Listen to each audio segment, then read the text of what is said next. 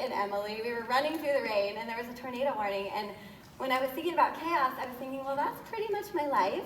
Like, there's chaos swirling all around me with my kids. They're ages 1 through 12. And I'm just in the middle of the chaos, trying to be the eye of the storm. Like, just take a breath, relax. And that's how I'm feeling this morning, because I am actually very, very scared of this sort of thing, which most people can't believe, but I'm going to tell you a little bit of a story. We all like stories, right? Okay. So when I was a little girl, and hopefully we have time for me to show you something really special today, but when I was a little girl, I used to sing at the top of my lungs. In the car, when we would go on road trips, I grew up in Ohio and Wisconsin mostly. We would go on road trips, and I would sing. Thank you. Who's from Ohio?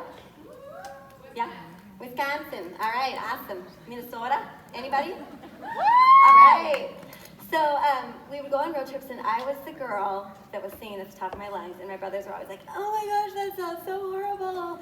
Don't sing. I was the girl that learned all the words to Les Mis and Phantom of the Opera when I was like 8 and 9 years old. And it was my dream to stand on stage and be a Broadway singer. Like, that is what I wanted to do. When I first went to college, I was a music major, and I was going to be a performer. That's what I loved to do. I was passionate about that. And then the teenage years happened, and my parents got divorced when I was 16, and my dad just kind of went on this 20-year decline in his life. And I started to feel like I wasn't enough. I started to feel like maybe I had some part in that, which is totally irrational, right? But when you're young, you think, well, gosh, could I have helped? Could I have made things better? What could I have done? And then I started to think, I'm going to be just like my dad. I clearly remember sitting in the kitchen one night when I was 16 years old, thinking, I'm going to grow up to be just like my dad. And my dad's not a bad person. He passed away 4 years ago. I love him. I know he's doing well up in heaven. But those are the things that happened when I was young. And so yes, I went and studied music in college, but I promise I'm going to talk about network marketing. But after about 1.5 years, I quit because I had these thoughts that I think are probably thoughts that you've had. But some of the thoughts were, there's always going to be somebody better than me. So why even try? I mean, what's the likelihood of me actually being on stage singing on Broadway? I need to be realistic. Like, let's bring it down to earth, brother. That's not going to happen. And so I went to nursing school because that was like a practical good thing to do. Did anybody choose their career because it was practical? It was a good thing, like to be a mom. Like, it would be great to be a teacher or a nurse. There's nothing wrong with those things. Absolutely. I love nurses. I love teachers. But did you make a safe choice? I made a safe choice, and I consciously or unconsciously stopped dreaming. And I had that dream, and I let it go. And for years, there was that pain of regret. And if there's one thing that I think is more sad than anything in life, it is regret. And it is missed potential. My father is someone that had incredible potential. He was, in fact, it's so funny because I never had any interest in business or entrepreneurship or anything like that. My dad was an economy and entrepreneur professor. That's what he did. And he never could get his stuff together. He was brilliant, handsome, charismatic, all of these things. So much lost potential. And so when I see somebody, or when you see somebody in your business and you see potential, speak life into them all the time because they don't see it for themselves. And so I don't want you to regret. I don't want you to waste your potential and your gifts. And so I promised myself, as I've been learning, that I will never, ever, ever, ever, ever quit on myself or quit on my dreams. And I never say never because my mama told me not to. I gotta say mama because I'm in Texas. But she said, oh, never say never, honey. Well, I am saying never to that. Like, I am never, like, standing up here on this stage, I had to wear a jacket this morning because I knew I was gonna have sweaty pits. And I'm like, I gotta do this thing, I gotta wear a jacket. So I'm not scaring you all. But I will never do that. And I wanna challenge you guys never to give up on your dream. So today is Sunday. To me, that's a sacred day. I don't even exercise, do any of that stuff on Sunday. And so today, my prayer is that you guys can have your hearts and your minds open, because I know the speaker is only as good as the audience. And if we're not connected in the heart, and you're not ready to receive, it doesn't matter at all what I say. So I am hoping that you will pray, that you can be receptive, and that there is something that you can catch and you can receive, and that will help you in your business. So we're going to try this slideshow thing and see how it works. I am here to tell you the truth, okay? The tough love, which is really love. I want you to know the reality of what it takes. I want you to be somebody that after this can let go of their excuses. I see you. I may not know your individual story, but I know that we all have something in common. So I understand you. I have been you in one way or another. It really isn't about strategy or the steps to build the business. We've talked about this a lot this weekend. And sometimes it's hard going on Sunday because it's like, oh my gosh, they've heard everything. They already know it all. But, Bob's got amazing systems and amazing trainings and even the mindset stuff. Like, you guys know what to do. Your upline has probably showed you what to do. This is really about why you're not doing what you need to do, and then deciding to step into it and to make a different choice, to step into a new space and to own what is already supposed to be yours, what is already yours. So, did it work? Oh, there we go. What you are doing or not doing is what led you to where you are. So we're going to take an honest look. We're not going to attach any guilt or drama to it, just so that we can raise our awareness. Because you can't effectively change anything in your life if you're ignoring the truth of what's going on. And that can be really painful. And I went through this experience a year ago, right? A year ago, I had just won my second convention contest with not a gigantic team, but with a lot of grit, an amazing team. Some of them are here. They have a huge heart. Emily Gibson, who spoke to you, she's on my team. She's amazing. Like, just a team of heart. That's what I would say about our team. Like, we just got a lot of heart, a lot of heart and a lot of grit, and we like to show people what is possible. And that ended, and I just felt like I had nothing. So worn out, so depleted, like I wasn't enough, I wasn't good enough. And I was not aware and awake to the things that I had done to create that situation. And yet at the same time, I knew that God had other things he wanted me to do. You know that yearning you have inside of you? That dissonance, that discontent, that uncomfortable feeling because you're here and you know you're supposed to be here. But it's like you cannot even see the steps, the stairs. Like, you don't even know how you can get there, but you know God is telling you, you need to be here, but you're here. The first step is to become aware. This is me before. This is actually right around the time I started my network marketing business. I had 5 kids at the time. My youngest was 6 weeks old. And I was very skeptical about the products, the industry, but once I decided to try them and I decided to try the business, I fell in love with it. And that was very, very early on. But my life before network marketing was no time as a family. My husband worked 80 to 90 hours a week as an ER physician. Intense anxiety. I was basically a hermit. Like, I was raising kids back and forth between homeschooling and not. I live on an island of 60,000 on the island of Kauai on 3 acres in the middle of nowhere. I was not on Instagram at all. So if you watched all the Instagram stuff yesterday and you're like, anybody? Oh my gosh. Anybody? Raise your hands. Okay, it's all right, I got you. Okay? I won entire contest without being Instagram awesome. I am growing my Instagram now. But I want you to know, if you're not there yet, it's okay, because it's a process, and you learn a little bit at a time. And so I had about 150 Facebook friends when I started. I had not kept in touch with people. I moved a lot growing up. Part of that contributed to my anxiety, my social anxiety, my introverted personality, not really attaching to people, but yet being somebody that was very sensitive and loved people very deeply. And so I was really starting from scratch. But I was starting from a place of having no time as a family, having a lot of anxiety, not believing in myself and that I could do this, and having all these kids, not living my family. It's impossible to find childcare on Kauai. Like, you get it. Like, all the different reasons why maybe I shouldn't do this. Not to mention, I didn't have to do it. I didn't have to. I love hearing the stories of the people that needed to, that had to, because they had a life event and they needed the money. But I didn't have to, but yet I did. Everybody has to. Everybody needs something. And I didn't know that I needed this. So if you're the kind of person that discounts people, that it seems like they don't have to do this, you have to stop doing that. There is a need in network marketing for anybody, no matter what their income, their age, their race, their sex, whatever.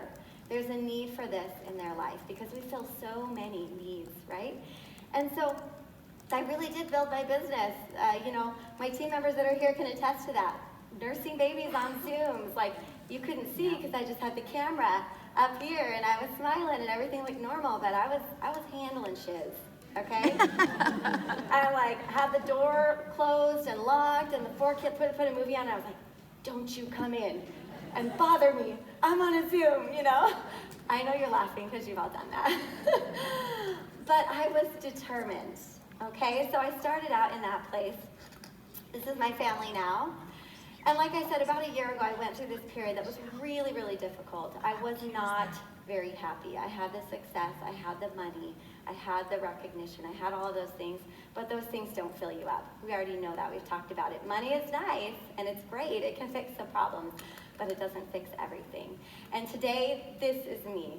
Like, I am filled with more joy and peace and happiness and abundance in my life.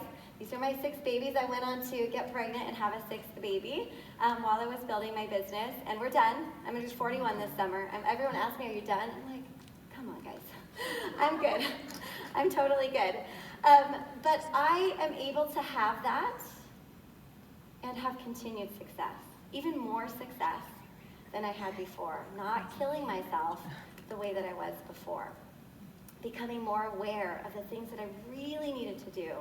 Becoming more accountable of the things I wasn't doing and taking action. Because see, sometimes we stop at the awareness part. We're like, oh yeah, I'm doing this, I'm doing that, I'm not doing this, I suck. I guess this isn't gonna work. No, you just have to take action. And a lot of times people will ask me, well, how do you do so many things? Like, how are you making so many decisions? Like, how do you get so much done? You're an alien or whatever. And I'm like, no, I wasn't always that way. I used to be really indecisive. Is anybody in here indecisive? Raise them higher. I used to be, not anymore. Yes, that is death. Indecision is death. Ooh. And you're wasting so much emotional and mental energy making the choice to be indecisive. Choosing to be indecisive is a choice. So why don't you just decide? You're either in or you're out.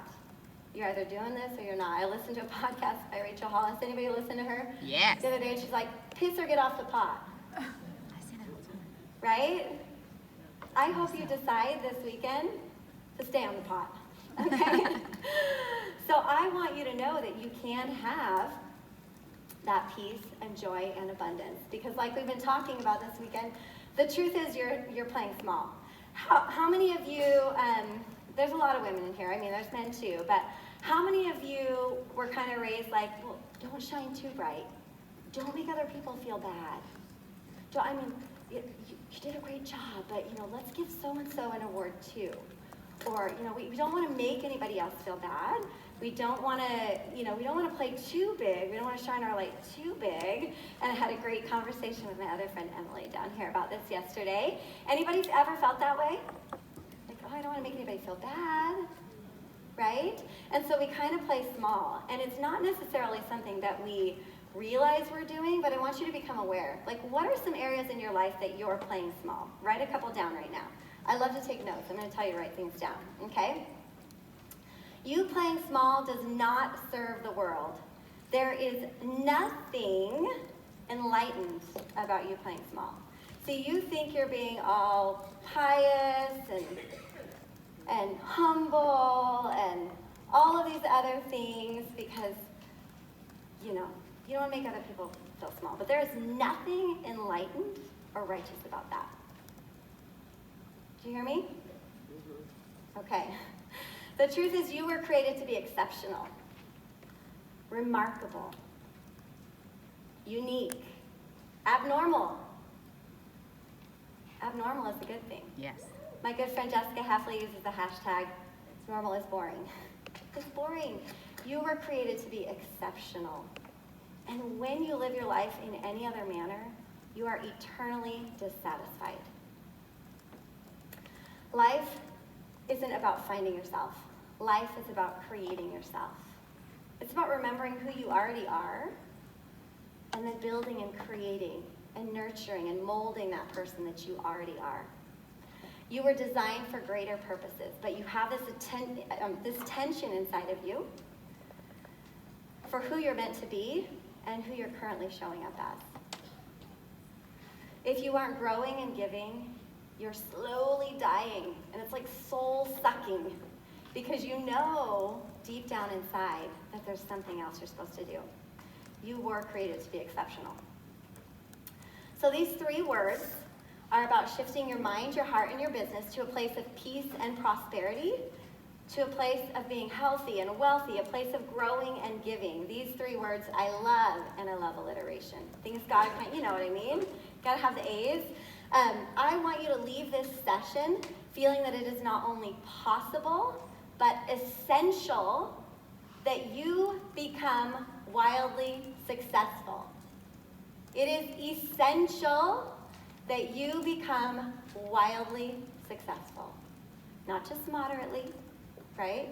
Now, success means something different for everybody else. So what does success mean for you? Can you write it down? 5 words or less. What does success mean to you? The first, it clicks and I forget.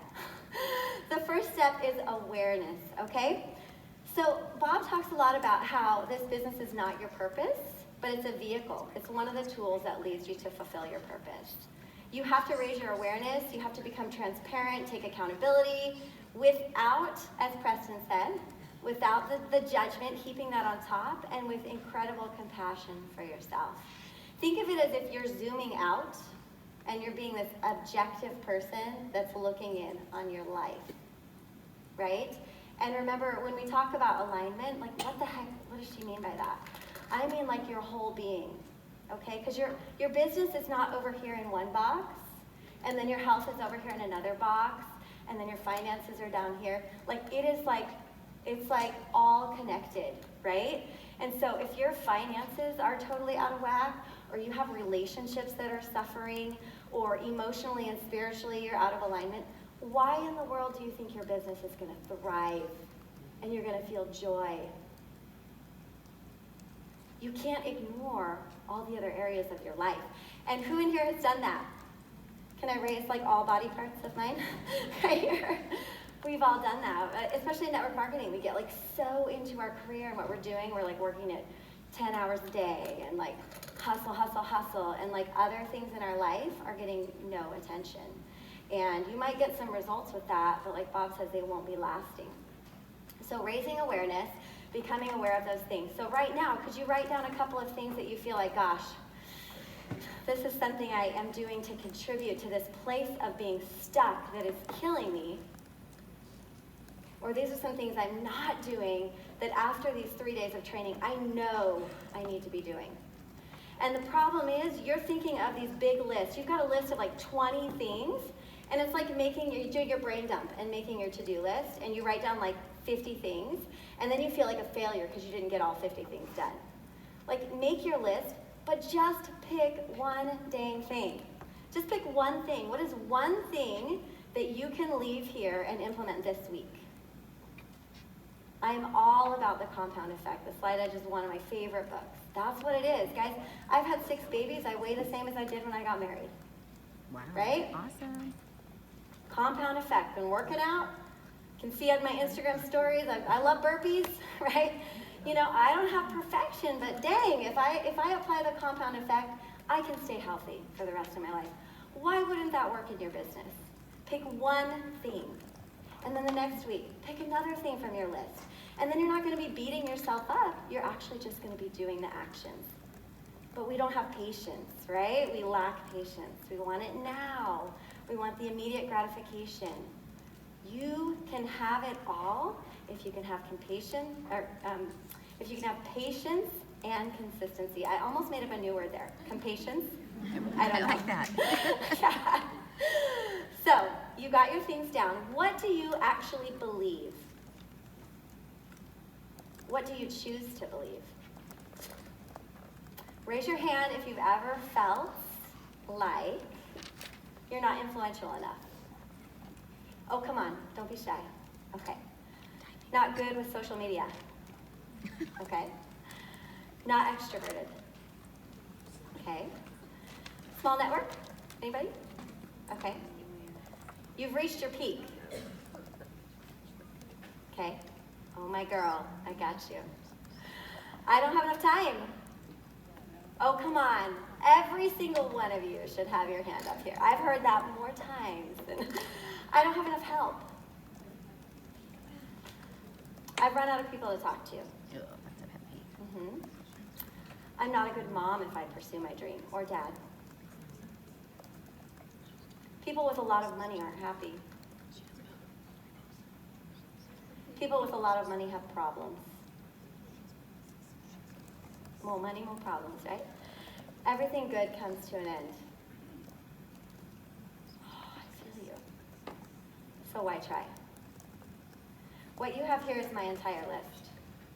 This is me. How do you continue to be successful? Not only that, but don't you want joy too? I want you to write down, maybe not right now, but maybe today, like, what are the things that you believe, that you're choosing to believe? Write it down. You are never too old to set another goal or to dream a new dream. I love Les Brown. Anybody else? Yes. One of my other limiting beliefs used to be that I'm already too old to really be successful and really do these big crazy dreams that I have, because I'm going to be 41 this summer. And I know there's older people in here, but I'm 41 and I'm a mom of 6 kids. Who am I to do anything else? That's just ridiculous. I must be crazy. Anybody? You're never too old. I actually believe this now. You're never too old to set another goal or to have a dream. You aren't. You simply aren't. So what are you saying to yourself? What are you avoiding? What are you doing, not doing? Put that pen to paper. Bring that awareness out of love for yourself and your team and your organization and a desire to be better, not because you hate yourself.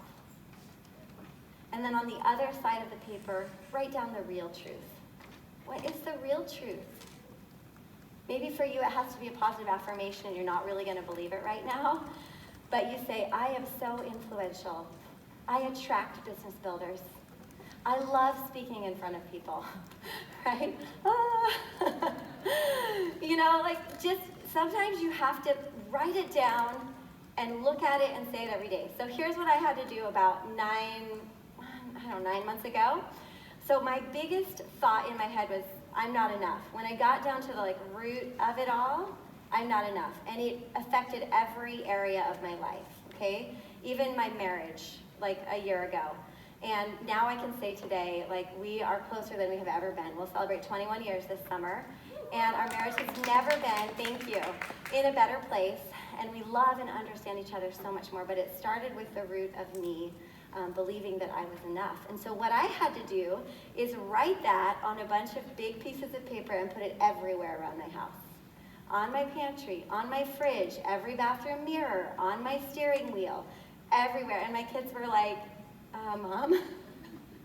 And the cutest thing, my husband would come up to the paper and he'd write, yes, you are, because you're a daughter of God. And he would write these little notes on them. And I would have to see it. And when I would see it, I would say it out loud. I am enough. I am enough. I am enough.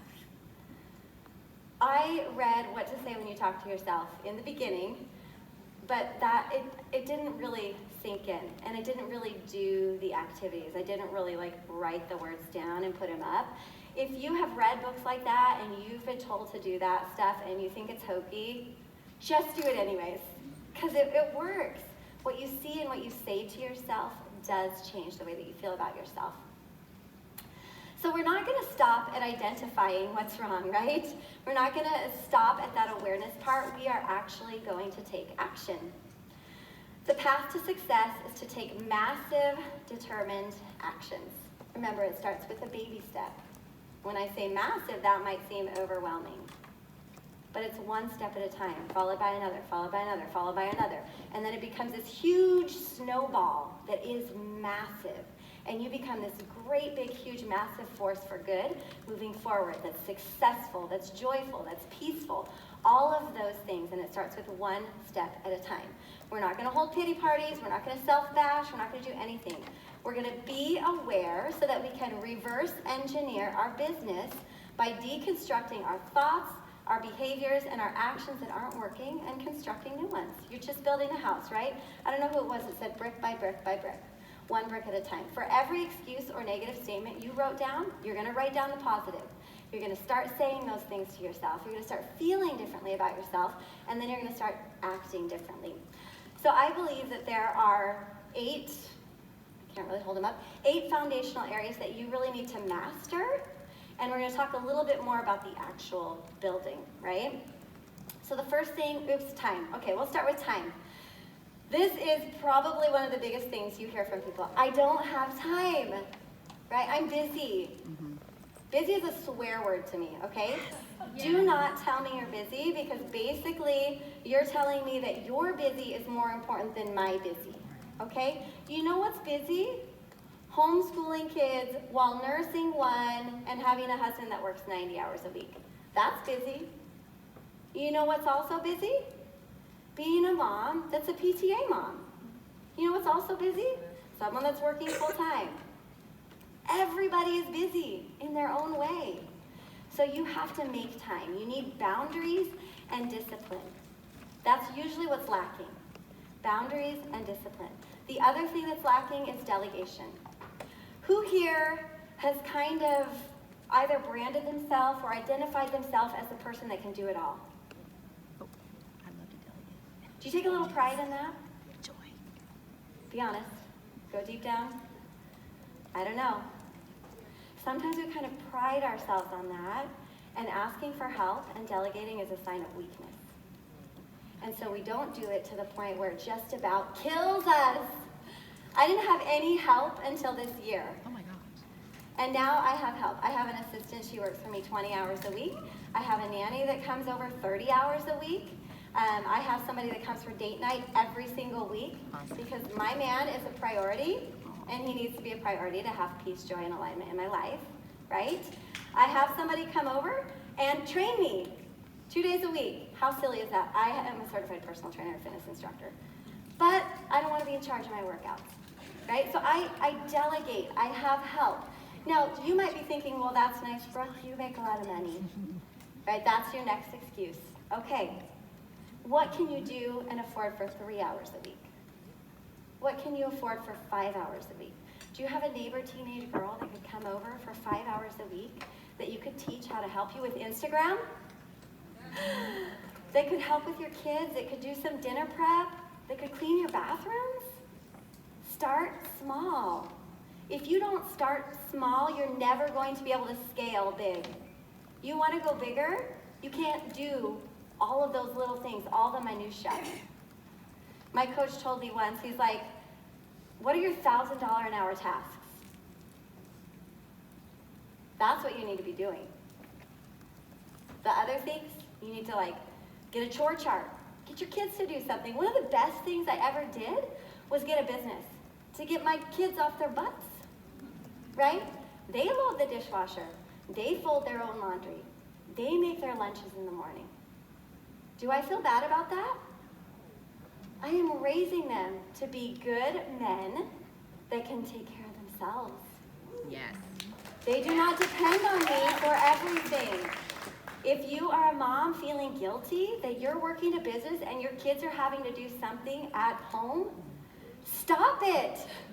Just stop it. That's not a thing. We tell our kids we're a team. We work together. We help each other. This family is a team. There is no guilt in giving them responsibility. So maybe you can't afford anybody, but you sit down as a family and you have a council and you say, this is what mom is going to do. This is what dad is going to do. This is how we're going to delegate jobs. We're doing this because of X, Y, and Z. I used to tell them all the time, I'm doing this because we want to have dad home. You know how much dad is home now? He works 24 hours a week. Wow. We took 12 weeks off last year. Oh, wow. 12 weeks.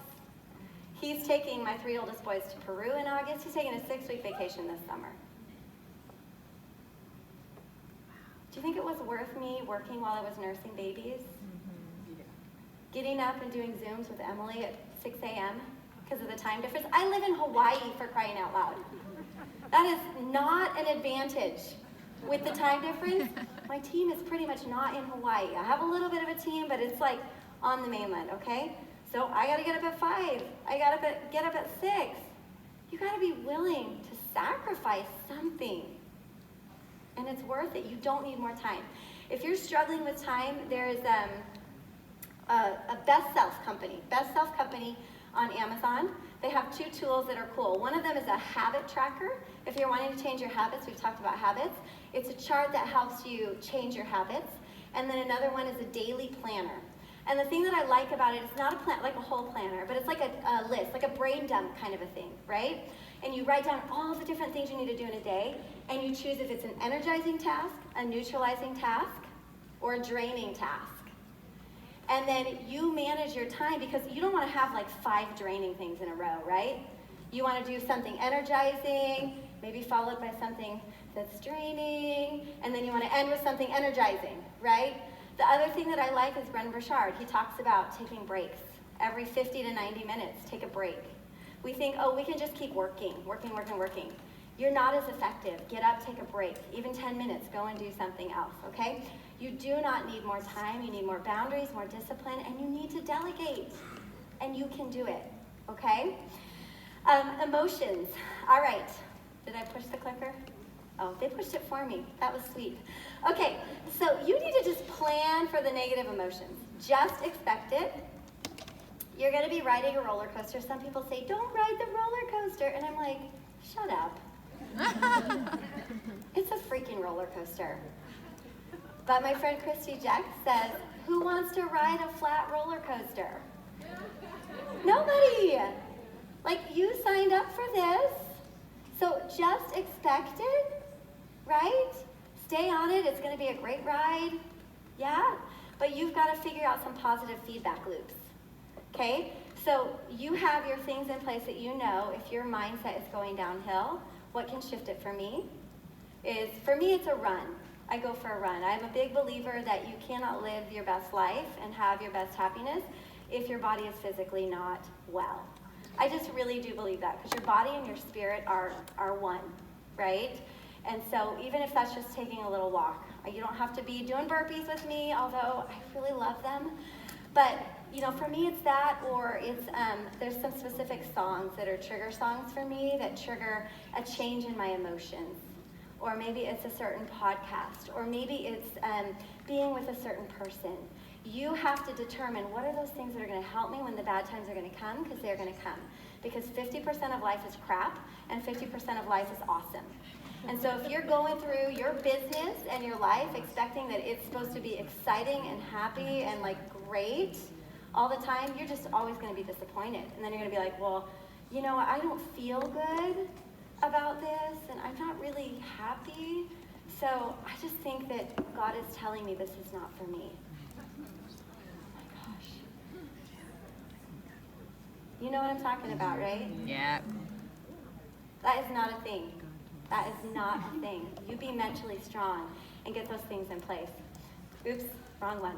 Surroundings. Okay, so this is the people, the experiences, the learning, the music, the podcasts, the talks. What does your workspace look like? A couple weeks before I came here, my workspace was a total mess, and I couldn't get anything done. And I was like, why can't I get anything done? And my friend told me, you just need to stop. Just stop. And I was like, you know what, you're right. I need to just stop and organize everything.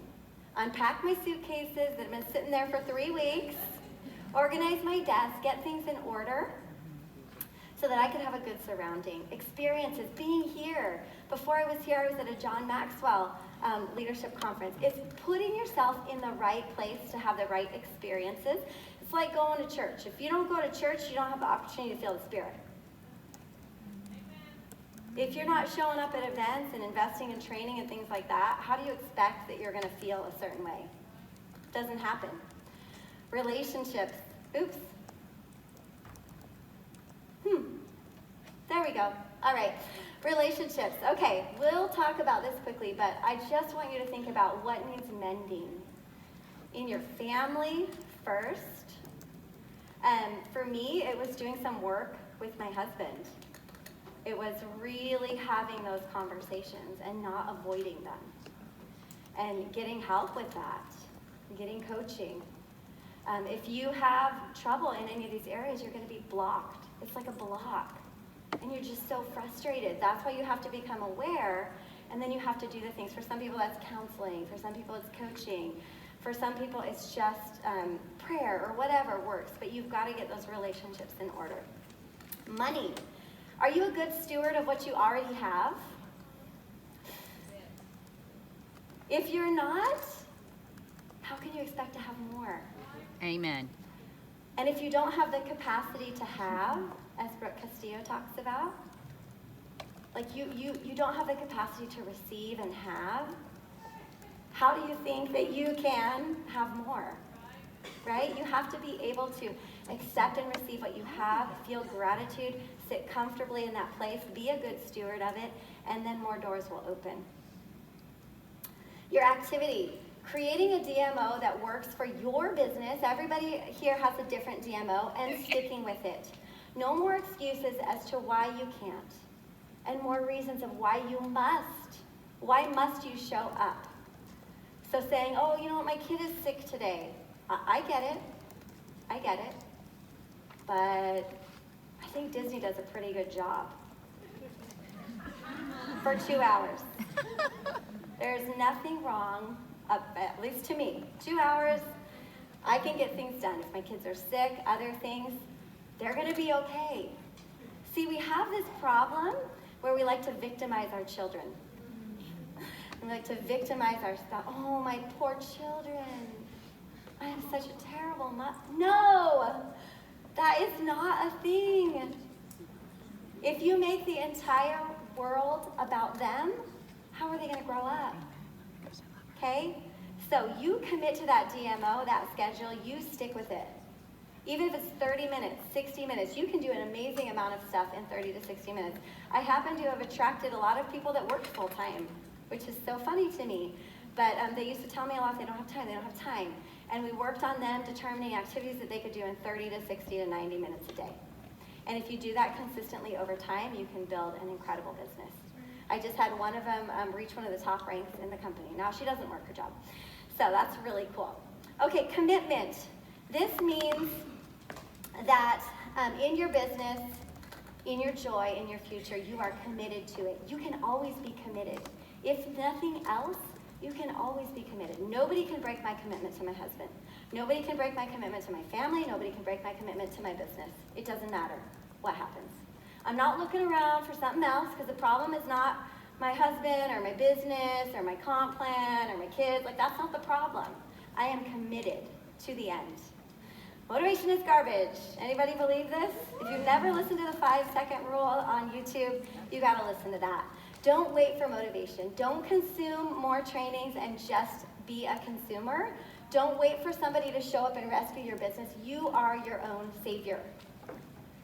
You are the solution. Act to be inspired. Step 3 is finding alignment. Every single one of you is here because you want more success, you want significance, you want growth, you want a bigger paycheck. There's nothing wrong with that. How is it possible?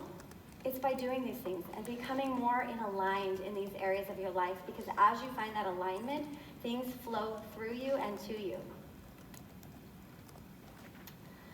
It's not balance. They're different things. There is no such thing as balance. I was having a moment where I was feeling a little bit guilty a couple of weeks ago, and I was talking to my coach, who's Preston, who's incredible, right? Yes. I was talking to him, and he's like, well, Brooke, is this just a season of life you're in, or is this a compulsion and an addiction? And I was like, it's a season of my life I'm in. I just launched a website, I'm working on courses, I'm doing all these things, and so it's a busy season, but I am joyful. I'm still making my date nights. From 6:30 to 8:30 every night, I am still just totally zoned in, dinner, scriptures, bedtime, all the things with my kids. I'm doing it in a different way. It's a season. You are gonna have seasons in your business where you have to step up, and you have to work hard, and you have to push. You can't be like, oh, I'm just working on my self-care, and I'm working on my mindset, and once I get that all right, then I can do it. Like, no, life never slows down. Things don't ever get easier. You have another baby. Somebody gets sick. Your husband loses his job. Somebody quit. Like, things happen in life. It's never going to slow down. But you can have peace and alignment through it. Oh, it doesn't say anything. Well, that's not going to work. You will not ever be content with mediocrity and moderate success. Because you were created by a perfect being with potential beyond what you can fathom. See, you sitting in a place of mediocrity, whatever that is for you, is literally killing you. You have a choice. You can either shrink, and what does shrinking look like? We've all seen it on our teams. People pulling back, people saying they're not inspired, they're not on fire about it anymore, they don't really love it, it's not really them. Or you shrink away from leadership, you say, I don't really have a place here anymore. I don't know where my place is. Or I can't do this anymore, I can't attract people anymore. Or you will rise. I think you guys are all gonna rise. Yes? Yes, yes, we're gonna rise. That's what you're meant to do. You're gonna rise to the occasion, and you're gonna become and remember exactly who you are. Your decisions matter. They matter on a deep level. And one of the very most important things that I felt in the very beginning of my business, when I was sitting at a desk, this is another moment I remember, I was sitting at a desk, nursing my baby, 7 or 8 weeks old, I don't know, in the middle of the night, because I can't sleep when I nurse. I don't know how you mamas like sleep when you nurse, but I'm like, how do I sleep when this is going on? I can't. So I was like, I'll just do some training. And my friend that signed me up said, oh, you should do this training. And I was like, okay. So I did the training, and I remember sitting there at the desk doing it, and the thought, this download from heaven, it's not about you. It's not about you. It is, but it isn't. When you choose to show up, be aware, take action, get your stuff in alignment, it has that amazing ripple effect. That's why I have the ocean there. You like that? That was a good effect. You believe you can't have it all without it ruling and ruining your life. The truth is, you can have it all by being all in, but not all the time. You don't have to be doing it all the time, but be all in the time you have. Does that make sense? Okay. The lie, I am not enough. We've talked about this already. The truth is, you are enough. You are designed and equipped uniquely by a loving God who wants you to have all that He has to offer. And when you don't heed that call, you miss the chance to impact generations on a larger scale. The lie, I should be happy with what I have. I'm a good Christian girl. I shouldn't want more. You can be happy with less, but you can experience true fulfillment with more, whatever more means to you. I believe more is more. Preston taught me this saying, happy, thank you, more, please. You can simultaneously be happy, be thankful, and want more. Is that a novel concept to some of you? You really can. You really can. I'm incredibly grateful, but I want more. The lie, I have to find balance or I can't do this. The truth, there is no such thing as balance. Seek alignment. Sometimes other things will take priority, right? Those are seasons, and then you bring it back to the center. Oops. Live, love, and take a leap. Live your life to the fullest. Don't play small. You're not going to ever be content there because you are a divine being. That just doesn't work. Love people deeply, pour into them, believe in them. That was one of the greatest gifts my sponsor gave me. And leap. You have to leap. You can't just stand at the edge of the water and be like, I don't know, maybe. You have to leap. You have to jump. Oh, I forgot that one was in there. That's me. That was a big deal for me. I'd never shown my belly. All right. The world needs more of you showing up in your purpose. You guys can just read this. Give yourself permission to dream bigger. Act with more intention and be wildly successful. Money, happiness, peace in your home, and a sense of purpose, a relationship with God, joy and prosperity, health, and every last blessing he has to offer you was placed on your heart beforehand because it is yours already to take. God wants you to be wildly successful and purposefully aligned so that you can go forward and shine more light into the dark places in the world. That's what I believe. Can you cue that video for me now? We're going to watch a little video of my little daughter singing her heart out.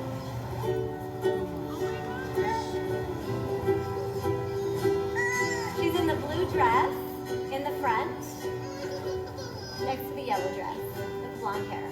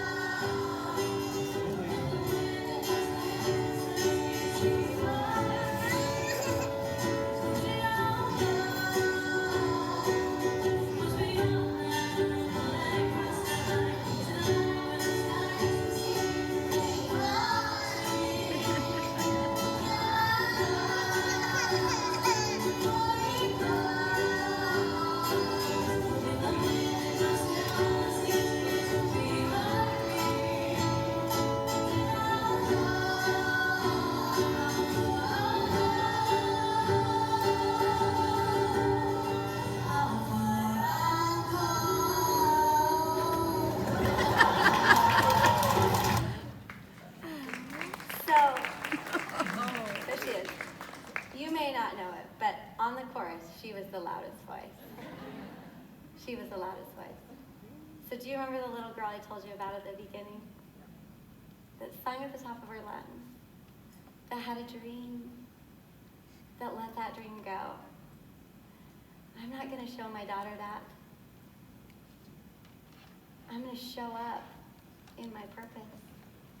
I want you to show up in your purpose and shine brighter and get grittier and let go of your excuses. I don't care what you have going on in your life. I love you, but I would look you in the face and I would say, that is exactly the reason you must do this. Thank you, guys.